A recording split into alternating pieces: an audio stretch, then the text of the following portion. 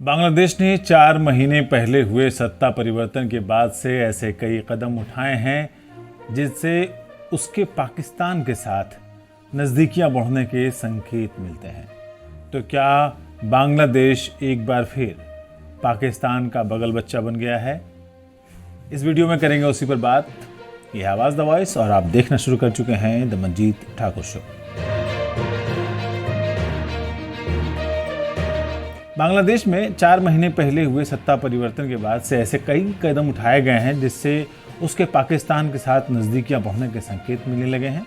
इस बुधवार को यानी 4 दिसंबर को बांग्लादेश ने पाकिस्तानी नागरिकों को वीज़ा देने के लिए ज़रूरी सुरक्षा जांच के नियम को भी हटा दिया। बांग्लादेश के विदेश मंत्रालय ने कहा कि पाकिस्तान के नागरिकों के लिए वीज़ा प्रक्रिया को आसान किया जाएगा। बांग्लादेश के विदेश मंत्रालय ने कहा है कि पाकिस्तानी लोगों और पाकिस्तानी मूल के लोगों को वीज़ा दिया जाए। वहीं पाकिस्तान ने सितंबर में बांग्लादेश के नागरिकों के लिए वीज़ा फीस माफ़ कर दी थी और वीज़ा प्रक्रिया को आसान कर दिया था। गौरतलब है कि साल 2019 में शेख हसीना की सरकार ने बांग्लादेश का वीज़ा लेने वाले सभी पाकिस्तानी नागरिकों के लिए बांग्लादेश की सिक्योरिटी सर्विस डिवीज़न से सुरक्षा मंजूरी लेना अनिवार्य किया था। अब इस नियम को भी हटा दिया गया है। ये सत्ता परिवर्तन के बाद से बांग्लादेश के ऐसे कई कदमों में से एक हैं जिनसे ये संकेत मिलते हैं कि बांग्लादेश की अंतरिम सरकार पाकिस्तान के करीब दिखने की कोशिश कर रही है। बांग्लादेश ने पाकिस्तान के साथ गोला बारूद की खरीद के लिए रक्षा सौदे भी किए हैं और बांग्लादेश और पाकिस्तान के बीच 5 दशकों के बाद समुद्री रास्ते से कारोबार भी शुरू हुआ है। पहली बार पाकिस्तान का कोई मालवाहक जहाज हाल ही में बांग्लादेश के चटगांव बंदरगाह पहुंचा है। यही नहीं, बांग्लादेश ने पाकिस्तान से 25,000 टन चीनी खरीदने के लिए भी सौदा किया है। बांग्लादेश अब तक भारत से चीनी आयात करता रहा था। शेख हसीना सरकार के जाने के कुछ वक्त बाद ही बांग्लादेश ने पाकिस्तान से बड़े पैमाने पर गोला बारूद खरीदने के लिए सौदा किया। 1971 में पाकिस्तान से अलग होकर बांग्लादेश के अस्तित्व में आने के बाद से दोनों देशों के बीच रहे ऐतिहासिक तनाव को देखते हुए इस घटनाक्रम को अहम पड़ाव माना जा रहा है। बांग्लादेश में शेख हसीना के शासन के दौरान भारत की तरफ झुकाव रहा और शेख हसीना सरकार ने भारत के साथ रिश्ते मजबूत करने पर जोर दिया। बांग्लादेश के साथ भारत की सरहद की लंबाई करीब करीब 4,000 किलोमीटर की है और भारत भी बांग्लादेश से रिश्ते मजबूत करने पर जोर देता रहा है और इसके लिए भारत ने बांग्लादेश में भारी निवेश भी किया है। भारत बांग्लादेश को एक अहम रणनीतिक सहयोगी के रूप में देखता रहा है और यही वजह है कि पाकिस्तान की एक लंबे दौर तक बांग्लादेश से दूरी बनी रही। लेकिन अब ऐसा लग रहा है कि पाकिस्तान में नोबेल शांति पुरस्कार विजेता मोहम्मद यूनुस के नेतृत्व में चल रही अंतरिम सरकार बांग्लादेश के भू राजनीतिक दृष्टिकोण को बदल रही है और भारत पर उसकी निर्भरता कम करने की कोशिश कर रही है। बांग्लादेश भी पाकिस्तान के करीब जाकर शायद ये संदेश देने की कोशिश कर रहा है कि अब वो दक्षिण एशिया की राजनीति को भारत के नजरिए से नहीं देखेगा। लेकिन अंतर्राष्ट्रीय राजनीति के जानकारों को लगता है कि बांग्लादेश के लिए लंबे समय तक पाकिस्तान के करीब रहना आसान नहीं होगा क्योंकि बांग्लादेश के आर्थिक हित भारत के साथ जुड़े हुए हैं। लेकिन आर्थिक मामलों के जानकारों को यकीन है कि बाजार के अपने नियम होते हैं और बांग्लादेश के लिए भारत की जगह पाकिस्तान के साथ, जो कि खुद लगभग कंगाल हो चुका है, उसके साथ कारोबार को बढ़ाना उसके आर्थिक हितों में नहीं होगा। अंतर्राष्ट्रीय मामलों के जानकार मानते हैं कि बांग्लादेश इस समय अस्थिरता के दौर में है। उनका कहना है कि इस्लामी विचारधारा के करीब जाना वहां की अंतरिम सरकार की राजनीतिक मजबूरी भी है। असल में जब बांग्लादेश में सरकार के सामने संकट आया है या फिर कोई संवैधानिक संकट पैदा हुआ है, तब तक बांग्लादेश पाकिस्तान और कट्टर इस्लामी विचारधारा के करीब देखने की कोशिश करता रहा है।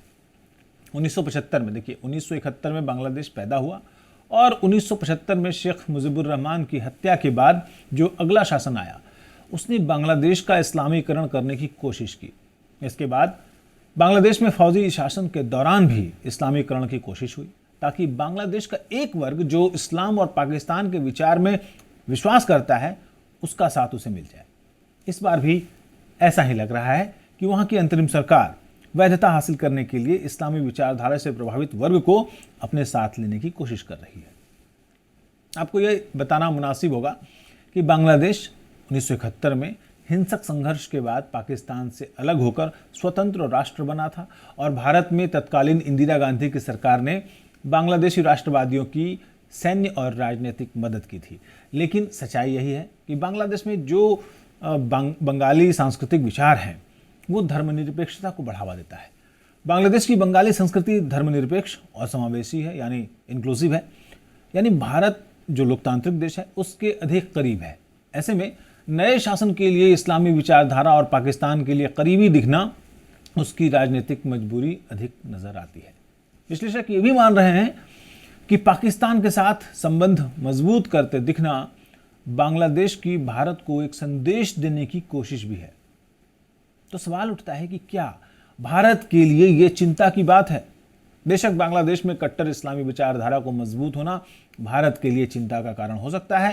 हालांकि यह सवाल भी है कि क्या 1971 के युद्ध के बाद पाकिस्तान से अलग हुआ बांग्लादेश अब फिर से पाकिस्तान के इतना करीब आ सकता है कि भारत के लिए कोई बड़ा खतरा पैदा हो जाए? विशेषज्ञ मानते हैं कि ऐसा होना आसान नहीं होगा, क्योंकि 1947 में बांग्लादेश पाकिस्तान का हिस्सा था और उसका नाम पूर्वी पाकिस्तान था, ये आपको पता होगा। लेकिन वो पाकिस्तान के साथ रह नहीं पाया, उसके सांस्कृतिक और भौगोलिक कारण थे। ऐसे में ये नहीं कहा जा सकता है कि बांग्लादेश और पाकिस्तान बहुत अधिक करीब आ जाएंगे, लेकिन बांग्लादेश का पाकिस्तान के करीब आना भारत के लिए कई स्तरों पर चुनौती ज़रूर पैदा करेगा।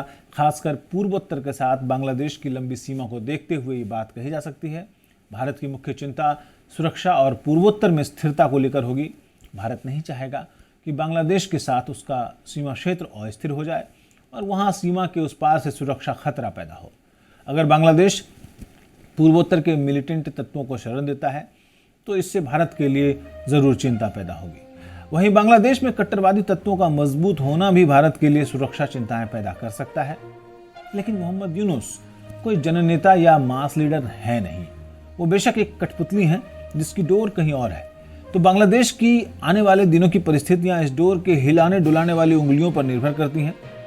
जनवरी में अमेरिका में भी राष्ट्रपति बदल रहे हैं और डोनाल्ड ट्रंप कुर्सी संभालेंगे, इसलिए हमें अगले 6 महीनों का इंतजार करना होगा।